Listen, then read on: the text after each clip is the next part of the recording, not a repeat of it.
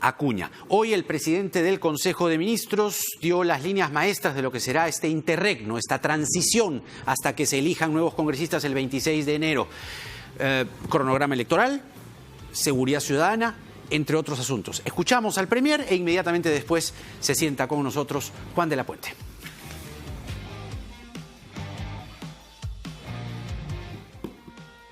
Garantizamos un comportamiento neutral del Poder Ejecutivo. Daremos todas las facilidades para que estas elecciones se desarrollen en un espacio democrático, transparente, con amplia publicidad y sobre todo que motive a una masiva participación. Si el gobierno va a participar en las justas electorales del 26 de enero, lo descartamos. El gobierno va a asumir una posición de neutralidad, de mucha responsabilidad. Y obviamente estamos comprometidos con el fortalecimiento de nuestras instituciones y más aún, ¿no?, que sean procesos transparentes donde finalmente decidan los ciudadanos. El gobierno o el Estado en su conjunto no tendrá ningún nivel de involucramiento, que podría propiciarse que se tenga, mejor dicho, un parlamento opositor. Son riesgos. Pero estamos saliendo de una fase crítica y tenemos la convicción de que el escenario del cual estamos saliendo ha sido debidamente leído por los ciudadanos y nos van a proponer una representación parlamentaria apegada no solamente al orden constitucional, sino a la propia estabilidad institucional que nuestro país demanda. Sí, debo garantizarle, desde la responsabilidad del gobierno, es que no hay peruano, estando en el Perú o en el extranjero, que pueda sentirse limitado en sus derechos. Todos van a participar de las próximas justas electorales.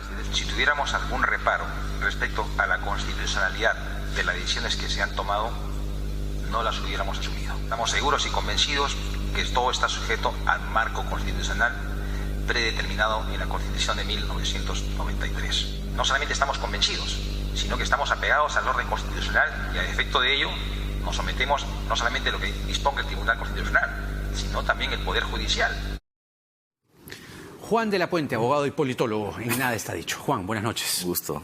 Bueno, a ver, ahí el Premier dice lo que tiene que decir, ¿no? Tiene que decir que el gobierno va a ser neutral, tiene que decir que el gobierno no va a interferir en las elecciones. Se ha hablado incluso de convocar a organismos, OEA, ONU, Unión Europea, para que traiga observadores y esto tenga el marco transparente que necesita, ¿no? Pero ¿realmente va a ser así o puede ser así? Es decir, no es que el gobierno necesita una bancada, ahora sí, que sea o funja de oficialista. Se habla de Perú Firme, el partido que tiene Salaverry y que dejó el Pastor Lai. ¿Cómo la ves? Yo creo que el gobierno tiene una evaluación también del proceso electoral y lo más probable es que crea, como muchos pensamos, que el proceso electoral no va a implicar el empoderamiento de un parlamento fuerte, o por lo menos más fuerte del que se ha ido. Vamos a tener un parlamento con todas las de la ley, pero creo que su incidencia política va a ser menor. De modo que no creo que el presidente tenga la oposición frontal del nuevo legislativo. Y si es que eso es el razonamiento, o sea, ¿para qué jugarse después de haber hecho lo que se ha hecho, es decir, una disolución constitucional? ¿Por qué jugarse a empoderar a un partido, incluso con la posibilidad de que este partido no sea de la preferencia de los electores? Ahora, hablando de los que van apareciendo en el partidor, ¿no? Se acaba de ir Virgilio Acuña, dice que él se manda con su partido y va el 20, no va el 21. En tu columna del viernes en La República hablas de la liquidación de la coalición conservadora que fue disuelta en el Congreso y además su suicidio, ¿no? Esto además en el entendido de que ellos mismos colocaron la votación antes y la confianza después, que es un hecho que hay que hacer foco y estirar y ver la línea de tiempo, ¿no? Pero ¿realmente crees que el fujimorismo ha perdido toda opción, por lo menos en el 20? No, ninguna. O sea, yo creo que la coalición como coalición ha sido liquidada, pero digamos las partes de esta coalición van a ir al proceso electoral. Y yo no creo que estas elecciones tengan un patrón distinto al de las últimas 4 o 5. Y estas elecciones se han llevado a cabo bajo 2 reglas de juego: las reglas de la continuidad y las reglas de la novedad. Y un equilibrio más o menos interesante, pero entendiendo que la regla de la continuidad se ha impuesto a la regla de la novedad o a veces ha asimilado la regla de la novedad. Eso quiero decir que una opción importante para la elección del 26 de enero la tienen los llamados partidos tradicionales, el elenco estable. Me refiero a APRA, Acción Popular, Alianza para el Progreso, alguna coalición de la izquierda y el fujimorismo. ¿No es una contradicción más bien si buena parte del elenco estable estuvo en esta coalición? Ahí es donde viene la segunda regla, la regla de la novedad. Y la regla de la novedad es el partido morado de Julio Guzmán, alguna otra formación política que aparezca nuevo, pero lo que yo descarto es definitivamente que se va a producir un volteretazo electoral, de manera que los partidos tradicionales van a aplastar a las nuevas formaciones o las nuevas formaciones van a aplastar a los partidos tradicionales. Y yo creo que va a haber un equilibrio entre la continuidad y la novedad, de lo que va a salir un Congreso probablemente con una mayoría en algún sentido, pero no aplastante. pero no aplastante, ni se va a producir un giro brutal. Salvo la elección del 2016, en realidad desde el 2001 hemos tenido más o menos un comportamiento electoral para empoderar un Congreso de esa magnitud. Cuando mencionaste al elenco estable, mencionaste el APRA, Acción Popular, etcétera, no mencionaste a Fuerza Popular. El fujimorismo, digo. Sí. Yo lo ubico ¿tú crees que Fuerza Popular, después de esta evidente y aparatosa derrota política, tiene opción en el Congreso próximo? Para empezar, habría que ver incluso quién encabeza su lista, pero si la lista de Lima va a ser encabezada por Keiko Fujimori, es evidente que va a tener una representación más o menos sustantiva, no va a tener los 73 que tuvo, pero yo hoy día no mataría ningún partido en el contexto de una transición muy compleja, donde las mayorías y las aprobaciones pueden ser voluminosas y se puede luego liquidar en 2 o 3 meses, ¿no? O sea, tú estás sugiriendo que Keiko pudiese eventualmente liderar o encabezar la lista congresal. Es una posibilidad, ya no está sentenciada. Se han dado casos de candidatos que han estado en prisión. Hacer campaña desde la prisión me parece en el Perú muy interesante. Ya escuché el otro día a Fernán Altuve, que fue parlamentario fujimorista y candidato del fujimorismo en algún momento, que le planteaba a Keiko Fujimori que politice su prisión, que no lo judicialice, que politice. Vamos a ver qué decisión va a tomar. El único partido que no ha dicho nada sobre la elección es el fujimorismo. El resto ha dado pistas de que va a participar.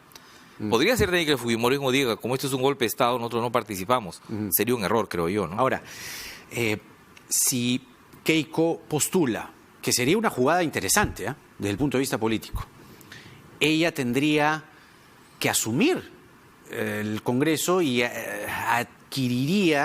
tendría inmediatamente una, digamos, elegida o asumida inmunidad parlamentaria. En las condiciones que están planteadas la inmunidad ya en la Constitución y el reglamento del Congreso. Es decir, no es una inmunidad que está referida a los actos previos, sino a lo que ocurre del momento de la elección. Y entonces eso no mataría, obviamente, el proyecto. Digamos, en la lógica de Keiko, salir en abril detenida, en libertad, o salir en enero luego de la elección, probablemente lo segundo sea rentable. Claro. Habría que ver también quién encabeza la lista del Partido Morado, la lista de la izquierda, la lista del APRA, de Acción Popular. Entonces, las cabezas de lista en Lima van a ser muy importantes, considerando además que esta no es una campaña nacional que tiene que ver con candidaturas presidenciales. Ahora, ¿qué pasa finalmente con el gabinete? Porque el gabinete de un lado y la fuerza mayoritaria, esta coalición, como tú la llamas, disuelta, que sigue hablando del castrochavismo, vizcarrismo, comunismo, y le quiere zampar este mote al presidente Vizcarra. ¿Para ti el gabinete es chavista? No, para nada. O sea, la verdad, si uno se atiene a la historia de los últimos años, o sea, es una locura pensar que Vizcarra sea chavista, castrochavista, vizcarrista comunista, no, socialista caribeño americano. Yo creo que no, pero me parece que es un emplazamiento interesante el decirlo, de cara a una oposición ultraderechista al gobierno de Vizcarra. El gobierno de Vizcarra es un gobierno de centro, quizás un gobierno de centro-derecha, Y entonces, claro, es difícil hacerle una oposición o una centro-derecha, salvo si te colocas en una posición totalmente ultraizquierdista. No, pero o sea, mira, ese calificativo ya convierte claro a estos grupos en campaña electoral. Pero mira además, con lo de Ecuador, ¿no? La situación de Lenín Moreno, que no es nada chavista, Cancillería emitió un comunicado respaldando a Lenín Moreno. O sea, con eso desarmas esta lógica Pero además, chavista, ¿no? Quizás como Cristo no le están hablando a Pedro, le están hablando a Juan. O sea, le están hablando a una parte de la élite peruana Ya. que se siente preocupada con el destino de esta transición. Y le están diciendo, nosotros somos los garantes, somos los únicos que van a impedir una asamblea constituyente y que esto derive en el chavismo. ¿Eso es un cuco más para ti?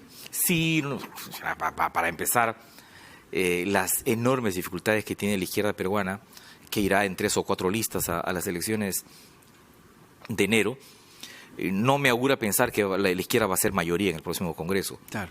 Es una locura hoy pensar eso, ¿no? Claro. Ahora, ves a mis horas entonces un Congreso fragmentado. Hoy día Ceballos ha marcado esta línea de neutralidad, como decíamos al principio, ¿no? Pero, claro, habría que tener el auto de Marty McFly para ir al futuro y regresar y ver si es que realmente cedió a las tentaciones del poder. Pero a la luz de las credenciales que Vizcarra y Ceballos han mostrado en este tiempo, ¿los ves así, digamos, tentados por las mieles del poder, seducidos por, como dice Del Castillo, no le cree a Vizcarra que se va a quedar hasta julio del 2021? Si Vizcarra quería quedarse y tomarse todo el poder, obviamente presentaría una lista y alquilaría un partido. Hay varios vientres, hay por lo menos 7 vientres de alquiler, que van a operar como tal, ¿no? O sea, estas elecciones, la tasa de natalidad electoral va a ser muy alta, ¿no? En esta elección. Pero una demostración de que, desde Vizcarra, de que yo no quiero todo el poder, es que yo no presento una lista. Maduro, Chávez, Morales, Correa, no se me ocurriría que cierren un congreso o disuelvan un congreso constitucionalmente y digan, yo no presentaré lista, ¿no? De modo que creo que ahí hay... Esa discusión la va a resolver la vida, o sea, lo va a resolver en los próximos meses.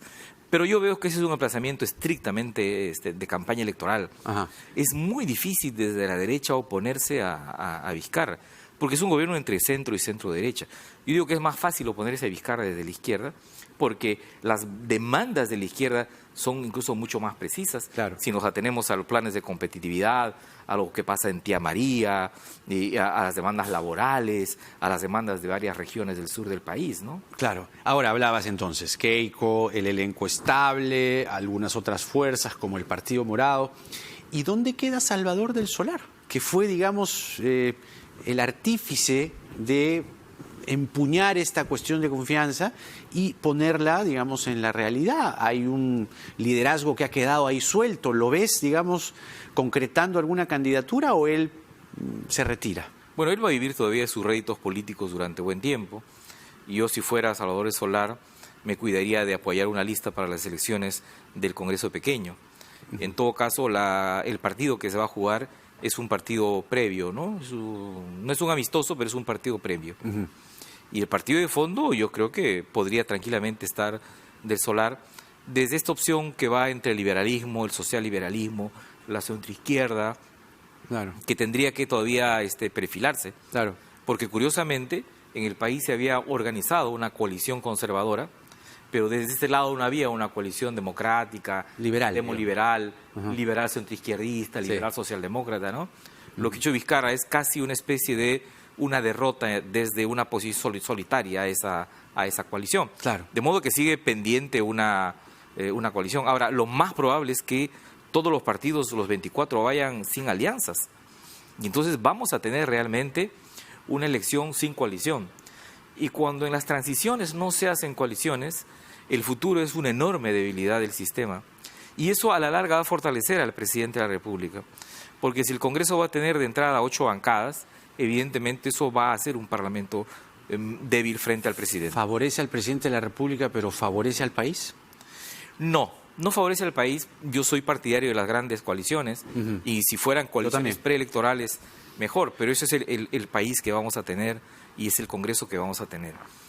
Vizcarra es un poco más fuerte de lo que era antes, pero en el contexto sigue siendo un presidente débil en una transición muy compleja cuya parte externa la hemos vivido intensamente estos días, pero que tiene una parte interna, digo, la parte externa la hemos vivido, y que tiene una parte interna todavía compleja, que tiene que ver con una convivencia, con cómo recuperar enormes consensos que hemos perdido en los últimos años. Y no creo que sea ya el desafío de Vizcarra, ni siquiera de este Congreso, probablemente sea el desafío del Congreso que va a ser elegido el 2021, ¿no? Juan de la Puente con nosotros. Le ponemos puntos suspensivos. Todavía hay mucho que hablar sobre este llamado interregno, esta transición y lo que se viene, que es la elección de congresistas. Gracias como siempre. Un gusto, gracias. Hasta la próxima.